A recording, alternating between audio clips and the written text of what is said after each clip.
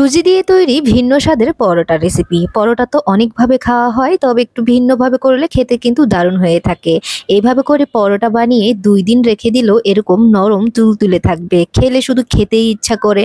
রোজ রোজ একইভাবে নাস্তা খেতে আসলে আমাদেরও ভালো লাগে না, তাই একটু ভিন্নভাবে করলে দারুণ হয়ে থাকে।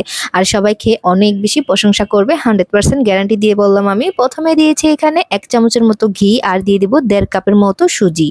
তো সুজিগুলো একটু ঘিতে ভেজে নিলে সুন্দর একটা ফ্লেভার আসবে, সেজন্য কিন্তু ২ মিনিটের মতো ভেজে নিতে হবে। ভাজা হয়ে গেলে এখানে আমি গরুর দুধ অ্যাড করে দিচ্ছি। আমি যতটুকু পরিমাণে সুজি দিয়েছি তার থেকে ডাবল এখানে গরুর দুধ অ্যাড করে দিতে হবে। আর দিয়ে দেবো এখানে লবণ। দেওয়া হয়ে গেলে চুলার আঁচটা আমি মাঝামাঝি রেখেছি। রাখা হয়ে গেলে এগুলাকে একটু নেড়ে চেড়ে নিতে হবে। যেহেতু এটা সুজি, সেজন্য কিন্তু ২ কাপ পরিমাণে সুজি দিলে তার ডাবল দিতে হবে এখানে দুধ অথবা পানি, আপনারা যেটা দিয়ে বানান, তবে দুধ দিয়ে বানালে এটা খেতে দারুণ হয়ে থাকে, একদম নরম তুলতুলে হবে। তো তারপর হচ্ছে এটাকে আমি নেড়েচেড়ে একটা সুন্দর একটা ডো বানিয়ে নিব। এখন হচ্ছে এভাবে করে নেড়েচেড়ে নিচ্ছি। চুলার আঁচটা খুব বেশি হাই হিটে রাখাই যাবে না, মাঝামাঝি রেখে এই জিনিসটা করে নিতে হবে একটু ধৈর্য সহকারে। এই তো আমাদের সুন্দর করে কিন্তু ডোটা রেডি হয়ে গেছে। এবার হচ্ছে আমি নামিয়ে নিচ্ছি। নামানো হয়ে গেলে ভালোভাবে করে আমি মথে নেব। তো তারপরে দিয়ে দিচ্ছি এখানে ময়দা। আমি এখানে ২ টেবিল চামচের মতো ময়দা দিয়ে দিব, আর ভালোভাবে করে মেখে নিব। মোট কথা হচ্ছে এটা যত ভালোভাবে করে মাখাবেন পরোটা কিন্তু ততই সুন্দর হবে। সেজন্য একটু ধৈর্য সহকারে ভালোভাবে করে মেখে নিতে হবে।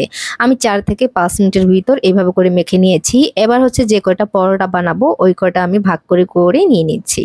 নেওয়া হয়ে গেলে এবার হচ্ছে রুটি করে নেওয়ার পালা। এখানে তো বলার কোনো কিছু নাই, এটা দেখলেই সবাই পারবেন। তবে হ্যাঁ, রুটিগুলা খুব বেশি পাতলা করা যাবে না, একটু মোটা মোটাই করেই নেব আমি। এটা দেখলেই আপনারা বুঝতে পারবেন আমি কতটা পরিমাণে মোটা, কতটা পরিমাণে পাতলা করে নিয়েছি।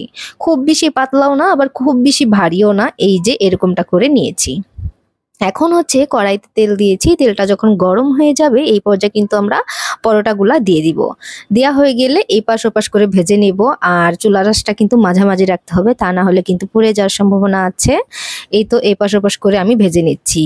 আমি 100% গ্যারান্টি দিয়ে বললাম, এই পরোটা একবার খেলে রোজ বানাতে যাবেন, এত বেশি মজার হয়ে থাকে। আপনি চাইলে শুধুমাত্র পরোটাই খেতে পারবেন, পরোটার সাথে আর অন্য কোনো কিচ্ছু লাগবে না। আবার কেউ চাইলে গরুর মাংস দিয়ে খেতে পারেন, আবার কেউ চাইলে ডাল দিয়ে খেতে পারেন, আবার কেউ চাইলে মিষ্টির শিরা আছে না, মিষ্টি বা শিরা দিয়ে খেলে আরও বেশি মজা হয়।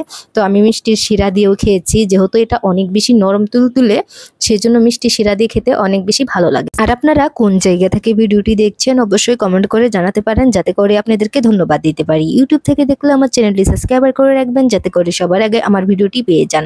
আর এইভাবে করে একবার হলো পরোটা বানিয়ে দেখতে পারেন, একদম নরম তুলতুলে, ২ দিন এরকম নরম তুলতুলে থাকবে।